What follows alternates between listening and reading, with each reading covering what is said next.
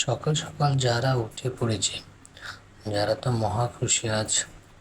আর যারা এমন খুশি দেখে তাহসিনও খুশি। সে চাইছে তার প্রাণ পাখি সবসময় হাসি খুশি থাক।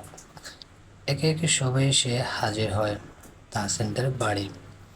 সব ছেলেরা ড্রয়িং রুমে বসে আছে, অপেক্ষা করছে তাদের প্রেয়সীদের। তাহসিন সোফায় বসে ফোন টিপছিল, হঠাৎ তার নজর যায় সিঁড়ির দিকে। চোখ দুটি স্থির হয়ে যায় সেখানে, যেন লাল পরে দাঁড়িয়ে আছে। তাহসিনের চাহনি দেখে আদিপ আর রুশানও তাকায়।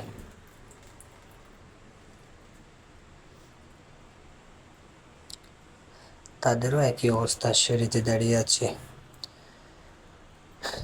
তিন রূপসী, যা দেখে তিন প্রেমিক পুরুষের বুকে ঝড় বয়ে যাচ্ছে। মনে হচ্ছে প্রিয়সীদের রূপের আগুনে ঝলসে যাবে তাদের দেহ মন। যারা আজ লাল শাড়ি পরেছে, সে যেন কোনো রূপকথার রঙে সেজে উঠেছে। শাড়ির আঁচলে সোনালি কাজগুলোর আলো পড়তে ঝিকিমিকি করে উঠছে। কোমর ছুঁয়ে নেমে আসা আঁচলটা তার সৌন্দর্যে যেন অন্যরকম এক মাধুর্য যোগ করেছে। কোমর ছাড়িয়ে কালো ঘন চুলগুলো খোলা রাখা, কিছু চুল এসে মুখের পাশে দুষ্টুমি করছে। কপালে ছোট লাল টিপ, চোখে হালকা কাজল, ও দুটো চোখে যেন লুকিয়ে আছে হাজারো গল্প আর মায়া। ঠোঁটে হালকা গোলাপি লিপস্টিক, গালে এক চিলতে লাজুক হাসি, যা তাকে আরো মোহময় করে তুলেছে। হাতে কাচের চুড়ি, টুংটাং শব্দ, কানে ছোট ঝুমকা, গলায় সাদামাটা একটা নেকলেস, সব মিলিয়ে যারাকে আজ চাঁদকুমারী লাগছে। তাহসিনের কাছে যে মনে হচ্ছে চাঁদটা যেন আকাশে নেই, শাড়ি পরে মাটিতে নেমে এসেছে। ঝিনু পরেছে গোলাপি রঙের শাড়ি, আর মাহি পরেছে হালকা খয়েরি। ভীষণ সুন্দর লাগছে তাকেও। ওরা যে কখন চলে এসেছে তাও ওদের হুঁশ আসছে না। তা দেখে তুহিন জোরে জোরে চিল্লিয়ে বলে, এই যে বড় ভাইয়ার, আপনারা এমন হ্যাং হয়ে গেছেন কেন? আর যেভাবে তাকিয়ে আছেন, আমার বান্ধবীদের আমাশা হয়ে যাবে। তখন তো আমাদের ঘুরতে যাওয়ার 12টা বাজবে। তুহিনের কথায় ওদের হুঁশ আসে। তবে ছাড়া ঝিনুক আর মাহি রাগের দৃষ্টিতে তাকায় তুহিনের দিকে, আর বাকিরা সবাই হেসে দেয়। তবে রুশান থতমত খেয়ে দৃষ্টি অন্যদিকে সরিয়ে নেয়। তাহসিন এগিয়ে গিয়ে জারার হাত ধরে আর কানের কাছে ফিসফিস করে বলে ওঠে, আজকে আমায় মারার ধান্দা করেছ বউ পাখি? যারা বলে, মানে? তাহসিন নেশাময় কণ্ঠে বলে, এমন ভাবে আমার সামনে আসলে মন চাইছে এখনই বাসরটা সেরে ফেলি। যারা লজ্জায় মুখ লাল হয়ে যায়, মাথা নিচু করে বলে ওঠে, অসভ্য এমপি সাহেব। যারার তর সইছে না, কখন যাবে সে শুধু বারবার জিজ্ঞেস করছে। আর কতক্ষণ লাগবে, এই প্রশ্নটা কয়েকবার করে ফেলেছে যারা তাহসিনকে। তাহসিন তার দুষ্টু করে কাণ্ড দেখে হাসে, আর হাসি মুখে উত্তর দেয়, সে মোটেও বিরক্ত হচ্ছে না, আরো ভালো লাগছে। যারা সাজেকের কথা অনেক শুনেছে, এই প্রথম নিজের চোখে দেখবে সাজেক ভ্যালি, যেন পৃথিবীর বুকের উপর লুকিয়ে থাকা এক স্বপ্নের রাজ্য, যেখানে পাহাড় আর মেঘ প্রতিদিন একে অপরকে ভালোবাসার গল্প শোনায়। ভোরের প্রথম সূর্যকিরণ যখন পাহাড়ের কপালে আলতো চুমুক এঁকে দেয়, তখন চারপাশ সোনালি আলোয় ভিজে ওঠে। দূরে সারি সারি সবুজ পাহাড় মাথা উঁচু করে দাঁড়িয়ে থাকে, যেন তারা আকাশ ছোঁয়ার স্বপ্নে বিভোর। পাহাড়ের বুক জুড়ে সাদা মেঘেরা ভেসে বেড়ায়, মনে হয় তুলোর নরম দলগুলো পথ হারিয়ে এখানে এসে আশ্রয় নিয়েছে। সেখানে বাতাসও যেন সাধারণ নয়, সে যেন চুপি চুপি এসে কানের কাছে অজানা গল্প বলে যায়। আঁকা বাঁকা পথগুলো পাহাড়ের গা বেয়ে দূরে হারিয়ে যায়, যেন কারো অপেক্ষায় অনন্ত পথ পাড়ি দিচ্ছে। বিকেলের রাঙা আলো পাহাড়ের গায়ে পড়লে মনে হয় প্রকৃতি লাজুক কোনো নববধূ হয়ে লাল আভায় মুখ ঢেকেছে। আর সন্ধ্যা নামলে আকাশ আর পাহাড় মিলে এমন এক দৃশ্য আঁকে যা দেখে মনে হয় সৃষ্টিকর্তা খুব যত্ন করে এই জায়গাটা গড়েছেন। সাজেকে গেলে মনে হয় মানুষ পৃথিবী নয়, মেঘের বুকের উপর দাঁড়িয়ে আকাশ ছোঁয়ার স্বপ্ন দেখছে। ওরা বিকেলের দিকে এসে পৌঁছায় সাজেক মেঘ মাচানো রিসোর্টে। ওরা 4টা রুম বুক করেছে। একটায় তুহিন, মাহিন আর সাগর থাকবে, আর একটা রুমে আদিপ আর সুষা। মাহি আর ঝিনুক এক রুমে, আর তাহসিন আর যারা এক রুমে। যেহেতু তারা স্বামী স্ত্রী, তাদেরকে আলাদা সময় দেওয়া উচিত। যারা এসে ফ্রেশ হয়ে রুমের বারান্দায় গিয়ে দাঁড়িয়েছে, তার কাছে যেন এখন স্বপ্ন মনে হচ্ছে। বিকেলের বিকেলের আলো ধীরে ধীরে পাহাড়ের গা বেয়ে নেমে আসছে। মেঘ মাচাঙের বারান্দায় দাঁড়িয়ে যারা 2 হাত রেলিংয়ে রেখে দূরে তাকিয়ে আছে। পশ্চিম আকাশটা যেন কমলা, সোনালি আর হালকা গোলাপি রঙে নিজের মন খারাপের গল্প আঁকছে। দূরে সবুজ পাহাড়গুলোকে দেখে মনে হচ্ছে প্রকৃতি নিজ হাতে তাদের গায়ে নরম রঙের চাদর জড়িয়ে দিয়েছে। হালকা শীতল বাতাস এসে যারার খোলা চুলগুলো এলোমেলো করে দিয়েছে। মাঝে মাঝে সাদা মেঘের দল ভেসে এসে এত কাছে চলে আসে যেন হাত বাড়ালে ছুঁয়ে ফেলা যাবে। আর দূরে পাখিরা আপন ঠিকানায় ফিরছে। যারা মুগ্ধ চোখে চারপাশ পর্যবেক্ষণ করছে। কত মনোমুগ্ধকর সৃষ্টি করছেন সৃষ্টিকর্তা এই ধরনে কি! যারার ভাবনার মাঝে তাহসিন এসে পিছন থেকে জড়িয়ে ধরে যারাকে। তাহসিন যারার ঘাড়ে নাক ঘষে হাসি স্বরে বলে ওঠে, বউ খুশি তো এবার? যারা সামনে ঘুরে তাহসিনকে শক্ত করে জড়িয়ে ধরে বলে, খুব খুব খুব খুশি এমপি সাহেব, আপনাকে অনেক অনেক ধন্যবাদ এমপি সাহেব। এই বলে যারা তাহসিনের গালে চুমো দিয়ে দেয়। তাহসিন চোখ বুঝিয়ে অনুভব করে তার প্রেয়সীর নিজ থেকে দেওয়া আদরটুকু। তাহসিনের কেমন সুখ সুখ লাগছে, মনে হচ্ছে সে একমাত্র সুখী পৃথিবীতে। তাহসিন তো সুখী, সে যে তার ভালোবাসার মানুষটিকে পেয়ে গেছে। অন্যদিকে কেউ হয়তো তার ভালোবাসার মানুষটিকে না পেয়ে মৃত্যুর সাথে পাঞ্জা লড়ছে। তাহসিন মনে মনে বলে, ভালোবাসি আমার কলিজা, সবসময় তোমায় আগলে রাখবো, কখনো তোমাকে হারাতে দেব না। তোমাকে ছাড়া যে তোমার অসভ্য এমপি সাহেব বাঁচবে না।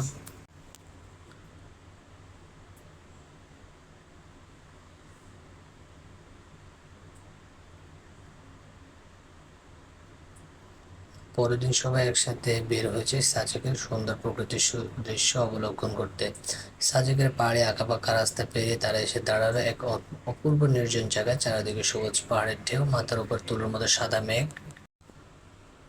আর নিচে গভীর খাদ, যেন প্রকৃতির আঁকা কোনো জীবন্ত ছবি। বিকেলের নরম সোনালি রোদ পাহাড়ের গায়ে পড়ে চারপাশকে আরো মায়াবী করে তুলেছে। দূরে দূরে ছোট ছোট বাঁশের ঘর, কোথাও হালকা ধোঁয়া উঠছে, আর পাহাড়ি বাতাসে ভেসে আসছে অচেনা ফুলের গন্ধ। জায়গাটার একপাশে ছিল কাঠের তৈরি ছোট্ট একটা ভিউ পয়েন্ট। সেখানে দাঁড়ালে মনে হয় যেন আকাশটা হাত বাড়ালে ছোঁয়া যাবে। মেঘগুলো এতটাই কাছে যে মাঝে মধ্যে এসে মুখে আলতো ছোঁয়া দিয়ে যাচ্ছিল। আর সেই দৃশ্য দেখে যারা চোখ চোখ জোড়া বিস্ময়ে ভরে উঠছে। বন্ধুরা সবাই হইচই করে ছবি তুলছে, কেউ গান গাইছে, কেউ আবার গরম চায়ের কাপ হাতে বসে পাহাড় দেখছিল। ঝিনুক, মাহি খুশিতে খিলখিল করে হাসছে। তাদের হাসির শব্দ পাহাড়ের প্রতিধ্বনি হয়ে আরো সুন্দর লাগছিল। আদিব আর রুশান এক দৃষ্টিতে চেয়েছিল তাদের একান্ত রমণীদের। মাহিন মজা করে বলে, জীবনে একটা প্রেম করতে পারলাম না, এই জীবনটাই বৃথা গেল। সবাই ওর কথায় হেসে দেয়। তাহসিন একটু দূরে দাঁড়িয়ে যারার দিকে তাকিয়ে আছে। বাতাসে উড়তে থাকা তার চুল, শাড়ির আঁচল আর মেঘ ছুঁয়ে দেখায় শিশু সুলভ আনন্দ। সবকিছু মিলিয়ে তাকে এক প্রকৃতির কন্যা লাগছে, যা মুগ্ধ হয়ে দেখছে তাহসিন। এদিকে যারার কোনো খেয়ালই নেই, সে 2 হাত ছড়িয়ে চোখ বন্ধ করে পাহাড়ি বাতাস অনুভব করছে। সবাই ঘোরাফেরা করে ক্লান্ত হয়ে আবার রেস্টুরেন্টে চলে আসে। ফ্রেশ হয়ে খাওয়া দাওয়া সেরে একটু রেস্ট করতে নিজ নিজ রুমে চলে যায়। বিকেলের দিকে মেয়েরা সবাই রিসোর্টের আশেপাশে ঘুরে ঘুরে দেখছিল, সাথে মাহিন তুহিন সাগরও আছে, তবে আদিব, রুশান আর তাসিন নেই। তাদের নাকি কি কাজ আছে, আর সে কাজের কথা যারা ছাড়া সবাই জানে। সন্ধ্যা হয়ে এসেছে, তাই ওরা রুমে চলে আসে। যারা রুমে এসে দেখে রুমে তাহসিন নেই, যারা অবাক হয় তাহসিন কোথায় গেল। বারান্দায় গিয়ে দেখে সেখানেও নেই। এই পর্যায়ে যারা দুই ব্রু কুঁচকে যায়। হঠাৎ তার চোখ যায় বিছানায়, সেখানে প্যাকেটে কিছু রাখা, সাথে একটা চিরকুট। যারা চিরকুটটা হাতে তুলে নেয়, খুলে দেখে তাতে লেখা, আমার দুষ্টু পরি, তোমার জন্য একটা সারপ্রাইজ অপেক্ষা করছে। ওই প্যাকেটে একটা শাড়ি রাখা আর প্রয়োজনীয় সব কিছুই রাখা আছে। প্লিজ তাড়াতাড়ি রেডি হয়ে রুশানের সাথে চলে এসো, তোমার জন্য তোমার অসভ্য এমপি সাহেব অপেক্ষা করছে। তোমার অসভ্য এমপি সাহেব। যার লেখাটা পড়ে মুচকি হাসে। প্যাকেট খুলে দেখে সেখানে খুব সুন্দর একটা শাড়ি। যারা হেসে শাড়িটা নিয়ে ওয়াশরুমে চলে যায়, শাড়ি পরে বের হয়ে আসে। আয়নার সামনে এসে দাঁড়ায়, চোখে মোটা করে কাজল এঁকে নেয়, ঠোঁটে গাঢ় লিপস্টিক, গলায় সুন্দর একটা নেকলেস, সাথে কানের দুল, হাতে কাছের চুড়ি। উফ, একেবারে অপ্সরার মতো লাগছে যারাকে। যারা আয়নায় নিজেকে দেখে নিজেই লজ্জা পায়। হঠাৎ দরজা ঠোকা পড়ে। দরজা খুলে দেয়, দেখে রুশান। রুশান মুচকি হেসে বলে, চলেন ভাবিজি, আপনার এমপি সাহেব অধীর বেকুল হয়ে আপনার জন্য অপেক্ষা করছে। রুশানের কথায় বেশ লজ্জা পায় যারা, কিছু বলে না। রুশানের পিছু পিছু হাঁটা ধরে। রুশান একদম পাহাড়ের চূড়ায় ছোট্ট একটা কাঠের কটেজের সামনে গিয়ে থামে এবং যারার দিকে তাকিয়ে বলে, আমি আসি ভাবিজি, এখানে আপনার এমপি সাহেব আছেন, খুঁজে নেন। এই বলে রুশান সেখান থেকে চলে যায়। কটেজটার চারপাশ জুড়ে সাদা মেঘেরা ঘুরে বেড়াচ্ছে, যেন আকাশ নেমে এসেছে, পাহাড়কে জড়িয়ে ধরেছে। দূরে সবুজ পাহাড়গুলো কটেজের লাইটের আলোয় ধূসর নীল হয়ে আছে। বাতাসে ভেসে আসছে ভেজা মাটির গন্ধ আর অচেনা পাহাড়ি ফুলের মিষ্টি সুবাস। যারা কটেজের ভিতরে পা বাড়ায়, কটেজটার বারান্দায় ঝুলছে হলুদ টুনি লাইট, যেন হাজারো জোনাকি এসে আশ্রয় নিয়েছে সেখানে। দরজার সামনে লাল গোলাপের পাপড়ি ছড়ানো। ভেতরে ঢুকলে দেখা যায় কাঠের দেয়াল জুড়ে মোমবাতির আলো কাঁপছে। বিছানাটায় সাদা চাদরে মোড়ানো, তার উপর ছড়িয়ে আছে গোলাপ আর রজনীগন্ধা। জানালার পর্দা হালকা বাতাসে উঠছে, আর জানালার ওপাশে মেঘেরা ধীরে ধীরে পাহাড় ছুঁয়ে যাচ্ছে। মনে হচ্ছে সব শান্তি যেন এই ছোট্ট ঘরটার ভেতর বন্দী হয়ে আছে। যারা চুপচাপ দাঁড়িয়ে চারপাশ দেখছিল, তার চোখে বিস্ময়, ঠোঁটে কাঁপা কাঁপা হাসি। ঠিক তখনই তাহসিন ধীরে ধীরে তার সামনে এসে দাঁড়ায়। বাইরে দূরে ঝিঝির পোকার শব্দ, আর ভেতরে শুধু দুটো হৃদয় ধুকপুকানি। তাহসিন কোমল কণ্ঠে বলে ওঠে, যেন আমি কোনোদিন ভালোবাসা বিশ্বাস করতাম না। আমার কাছে ভালোবাসা মানে ছিল কিছু মিথ্যে প্রতিশ্রুতি, কিছু ক্ষণিকের অনুভূতি যেগুলো সময়ের সাথে হারিয়ে যায়। কিন্তু তারপর তুমি এলে, একদম নিঃশব্দে, ধীরে ধীরে, ঠিক সন্ধ্যার হিমেল বাতাসের মতো। আর আমার সমস্ত বিশ্বাস, সমস্ত যুক্তি এলোমেলো করে দিলে। তোমার চোখে দিকে তাকিয়ে প্রথমবার মনে হয়েছে কারো মাঝে পুরো একটা পৃথিবী লুকিয়ে থাকতে পারে। তোমার হাসি দেখলে মনে হয় এত সুন্দর কিছু দেখার জন্য হয়তো আমি এতদিন অপেক্ষা করছিলাম। আমি বদলে গেছি, ভীষণভাবে বদলে গেছি। যে মানুষটা একা থাকতে ভালোবাসতো, সে এখন তোমার একটা নজর দেখার জন্য প্রতিক্ষণ ছটফট করে। যে মানুষটা অনুভূতি লুকিয়ে রাখতো, সে এখন তোমার সামনে দাঁড়িয়ে নিজের হৃদয়ের সব কথা বলে ফেলতে চায়। তুমি জানো, তোমাকে ছাড়া এখন আমার দিনগুলো অসম্পূর্ণ লাগে। ভোরের আকাশ সুন্দর লাগে না, রাতের চাঁদ পূর্ণ লাগে না, যদি সেখানে তোমার কথা না থাকে, সাথে তুমি না থাকো। আমি কখন যে তোমার মায়ে আটকে গেছি নিজেও জানি না।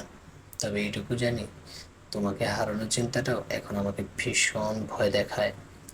তুমি আমার জীবনে আসার পর বুঝেছি, ভালোবাসা আসলে কোনো গল্প না। ভালোবাসা হলো এমন একজন মানুষ যার কথা ভাবলে অকারণে মুখে হাসি চলে আসে, যার কষ্টে নিজের বুকেও ব্যথা হয়ে লাগে, যার উপস্থিতি পুরো জীবনটাকে সুন্দর করে দেয়। আর সেই মানুষটা তুমি, শুধু তুমি।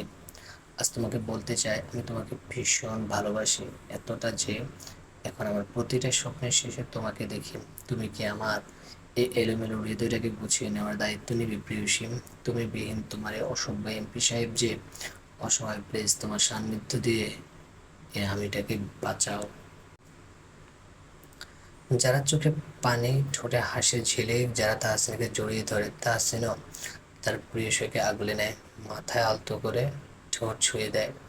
কিছুক্ষণ পর যারার আঙ্গুলে একটা হিরের আংটি পরিয়ে দেয়। যারাকে কোলে নেয় তাহসিন ধীরে ধীরে এগিয়ে যায় ফুলের বিছানার দিকে।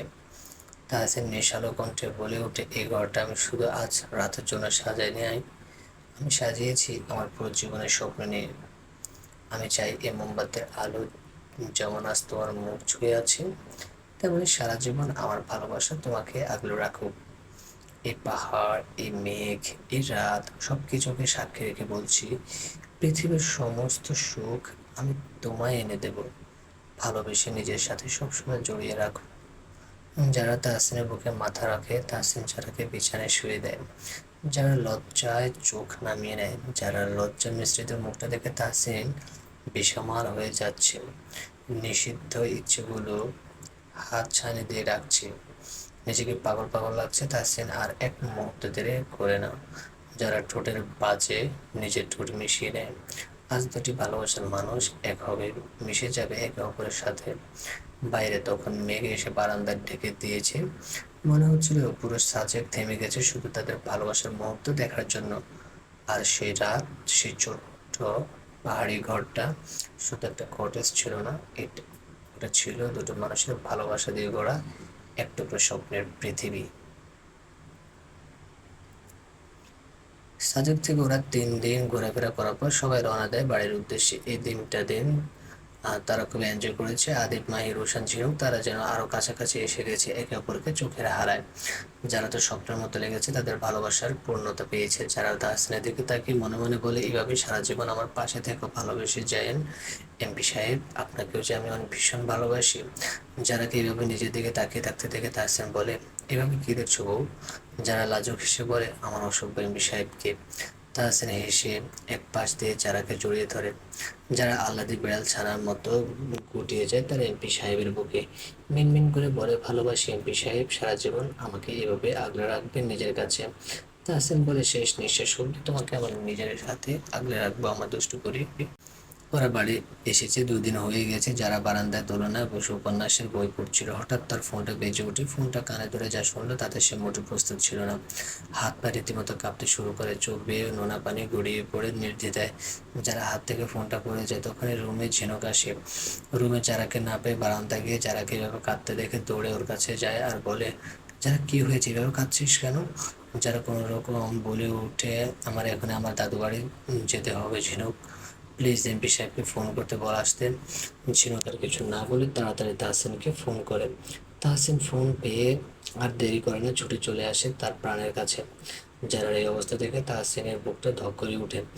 যারাকে বুকে জড়িয়ে ধরে আদুরে কণ্ঠে বলে ওঠে, এই পাখি এভাবে কাঁদছো কেন? প্লিজ বলো শোনা, চুপ করে থেকো না, তোমার কান্না যে আমার সহ্য হচ্ছে না পাখি, বুকে ব্যথা হচ্ছে তো পাখি। কেউ কিছু বলছে তোমাকে পাখি? একবার শুধু বলে দেখো তার কি অবস্থা করি। যারা কাঁপা কাঁপা হাতে ওর ফোনটা দেখিয়ে দেয়। তাহসিন ফোনটা হাতে নেয়, দেখতে পায় তার যারার বাবার ফোন। ফোন থেকে ফোন এসেছিল, যার রিসিভ হয়েছিল। তাহসিন বুঝতে পারে যারা হয়তো ওর বাবার সাথে কথা বলছিল, কিন্তু কি হয়েছে, যারা মায়ের আবার কিছু হয়নি তো। তাই তাহসিন সব জলদি তার শ্বশুরকে ফোন দেয়। ওর কাছ থেকে ফোন ধরলে তাহসিন জানতে পারে যে যারা চাচাতো ভাই রায়হান মারা গেছে। তাহসিন রায়হানকে দেখেনি, শুধু নাম শুনেছিল। যারার মুখে যারা রায়হানের অনেক প্রশংসা করতো, বলতো আমার বড় ভাই নেই, কিন্তু রায়হান ভাইয়াকে পেয়ে আমার বড় ভাইয়ের অভাব ঘুচে গেছে, উনি আমাকে ভালোবাসে। যারা বুঝতো যে রায়হান ওকে ছোট বোনের চোখে দেখে, ছোট বোনের মতো ভালোবাসে, কিন্তু বোকা যারা বুঝিয়ে নিয়ে ভালোবাসা বোন হিসেবে ছিল না, ছিল প্রেয়সী হিসেবে। তাহসিন যারা মনের অবস্থা বুঝতে পারে, বড় ভাই সমতুল্য রায়হানকে হারিয়ে যারা ভেঙে পড়েছে।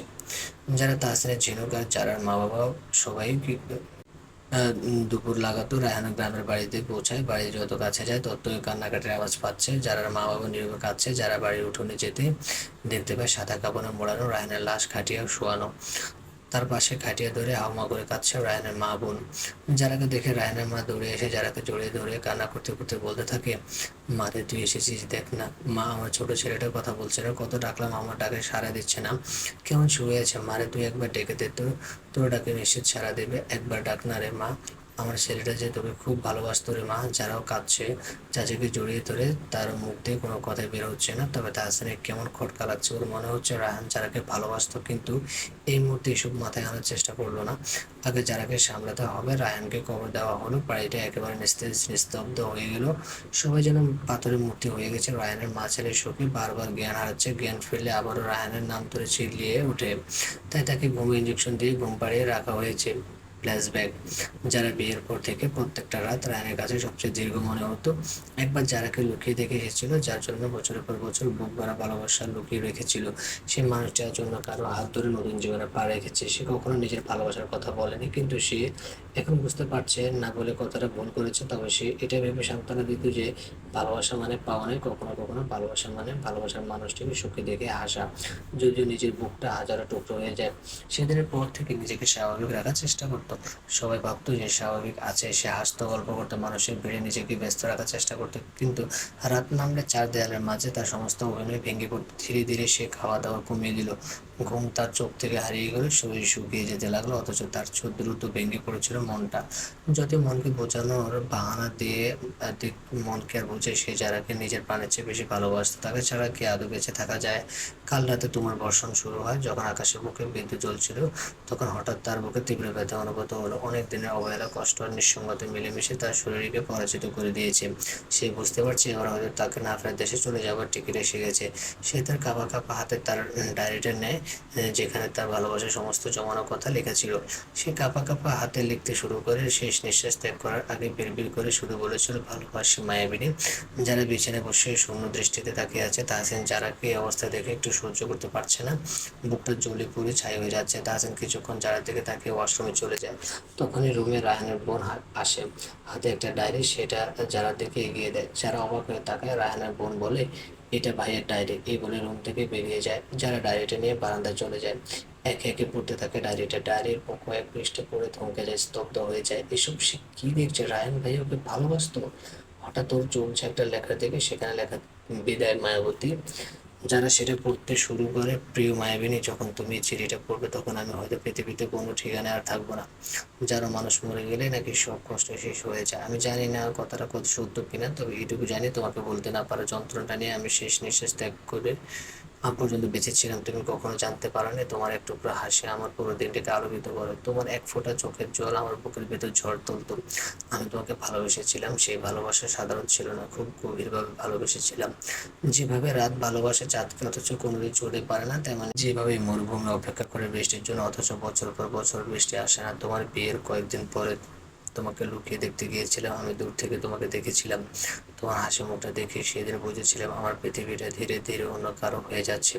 সেদিনে বুঝেছিলাম কিছু ভালোবাসার জন্য শুধু হারিয়ে যাওয়ার জন্য। কিন্তু খুব আফসোস হচ্ছে জানো, আজ মৃত্যুর দরজায় দাঁড়িয়ে মনে হচ্ছে একবার যদি বলতে পারতাম আমি তোমাকে ভালোবাসি, কিন্তু এখন আর সে সুযোগ নেই। যদি কোনোদিন হঠাৎ আকাশের দিকে তাকিয়ে তোমার মনটা অকারণে ভারী হয়ে যায়, তাহলে ভেবো পৃথিবীর কোথাও একজন মানুষ ছিল যে তার শেষ নিঃশ্বাস পর্যন্ত তোমার নামটা হৃদয়ে আগলে রেখেছিল। তোমার জীবনে অনেক সুখ আসুক, তোমার ঘর ভরে উঠুক হাসিতে। আর যদি কোনোদিন আমার কথা মনে পড়ে, তাহলে আমাকে ব্যর্থ প্রেমিক হিসেবে নয়, এমন একজন মানুষ হিসেবে মনে রেখো যেন নিঃস্বার্থভাবে তোমাকে ভালোবেসেছিল। বিদায়। পরের জন্ম বলে যদি কিছু থাকে, তাহলে আর নীরব থাকবো না। প্রথম দেখাতে তোমাকে বলে দেবো, আমি তোমাকে ভালোবাসি। ইতি। তোমার অজানা ভালোবাসা। কাগজের কোণে শুকিয়ে যাওয়া কয়েক ফোঁটা অশ্রুর দাগ লেগেছিল। সে দাগগুলো হয়তো তার না বলা ভালোবাসা, সে সাক্ষী হয়ে রয়ে গেল। যারা হাওয়া করে কাঁদতে শুরু করে, যারা কান্না শব্দে তাহসিন দৌড়ে ওর কাছে আসে, বুকে জড়িয়ে ধরে। যারা বলে, আমার জন্য রায়হান ভাইয়া মরে গেছে, সব কিছুর জন্য আমি দায়ী। তাহসিন পাশে ডায়েরিটা দেখতে পায়, যার উপরে লেখা, আমার মায়াবিনী। তাহসিন তুখর বুদ্ধিমান, যা বুঝে ফেলে তার সন্দেহ তাহলে ঠিক। সে যারাকে শক্ত করে বুকে জড়িয়ে ধরে নানান কথা বলে সান্ত্বনা দিতে থাকে, বলে, এতে তোমার কোনো দোষ নেই পাখি, কেন নিজেকে শুধু শুধু দোষারোপ করছো পাখি? তুমি তার ভাগ্যে ছিলে না, তার সবকিছু আল্লাহর ইচ্ছে হয় পাখি। শান্ত হও লক্ষ্মীটি, আর কেঁদো না, আমার কষ্ট হচ্ছে শোনা। যারা তাহসিনকে শক্ত করে জড়িয়ে ধরে, তাহসিন আর তার প্রিয়তম স্ত্রীকে আগলে নেয় বুক পিঞ্জরে। সময় কারোর জন্য অপেক্ষা করে না, নিজ গতিতে ছুটে চলে। দেখতে দেখতে 2 বছর কেটে যায়। সময়ের সাথে সাথে যারা আর তাহসিন দ্বিগুণ হারে ভালোবাসা বেড়েছে। বাবা ছেলের মান অভিমান ভেঙেছে। আয়েশা বেগমের সাথেও তাহসিনের সম্পর্ক গড়ে উঠেছে। আর তার পেছনে রয়েছে যারা। যারা আর তাহসিনের একটি ছেলে হয়েছে 1 বছর, নাম তামিম। ঝিনুকের বিয়ে হয়েছে রোশনের সাথে, তাদের একটি কন্যা সন্তান হয়েছে 8 মাস বয়স। আর মাহিও তার সংসার নিয়ে ব্যস্ত। তবে মাঝে মাঝে বন্ধুরা একসাথে হয়, মজা আনন্দ করে আবার চলেও যায়। যারা ছেলেকে ঘুম পাড়িয়ে ব্যালকনিতে গিয়ে দাঁড়ায়, সে তার জীবন সংসার স্বামী নিয়ে খুব সুখী আছে। আকাশ পায়ে তাকিয়ে বলে ওঠে, শুক্রান আল্লাহ, এত সুন্দর একটা সংসার উপহার দেওয়ার জন্য, শুক্রান আমার জীবনটা সুন্দর করার জন্য, শুক্রান এমন একটা ভালোবাসার প্রেমিকের প্রেম স্বামীকে উপহার দেওয়ার জন্য, শুক্রান আমার আর এমপি সাহেবের ভালোবাসার প্রতীক হিসেবে আমার ছেলে তামিমকে দেওয়ার জন্য। তাহসিন এসে যারাকে পিছন থেকে জড়িয়ে ধরে কাঁধে না ঘষে দেয়। যারা এখনো তার এমপি সাহেবের ছোঁয়ায় কেঁপে ওঠে। তাহসিন বলে, আমার জীবনে আসার জন্য তোমাকে ধন্যবাদ দেয়, কারণ ধন্যবাদটা শব্দটা তোমার মূল্য বোঝানোর জন্য খুবই ছোট। তুমি এসেছিলে বলে আমার নিঃসঙ্গ বিকেলগুলো রঙিন হয়েছে। তুমি ছিলে বলে অন্ধকার রাতগুলো আলো খুঁজে পেয়েছে। তোমার আগমনে আমার এলোমেলো জীবন যেন এক সুন্দর কবিতার রূপ নিয়েছে। যেদিন তুমি আমার জীবনে এসেছিলে সেদিন থেকে ভাগ্যকে বিশ্বাস করতে শিখেছি আমি। কারণ কিছু মানুষ শুধু ভালোবাসাও হয়ে আসে না, তারা আসে পুরো একটা পৃথিবী হয়ে। আমার জীবনে আসার জন্য তোমাকে কৃতজ্ঞতা জানাবো না, বরং প্রতিটি প্রার্থনায় তোমার নাম উচ্চারণ করব। কারণ তুমি এসেছিলে বলে হৃদয়ের শুকনো বাগানে ফুল ফুটেছে। তুমি এসেছিলে বলে জীবনের শুধু বেঁচে থাকা নয়, ভালোবাসতে শেখার এক অপূর্ব গল্প হয়ে উঠেছে। ভালোবাসি আমার দুষ্টু পরী। যারা পেছন থেকে ঘুরে তাহসিনের বুকে মুখ লুকিয়ে লাজুক হেসে বলে, আমিও ভালোবাসি আমার অসভ্য এক সাহেবকে।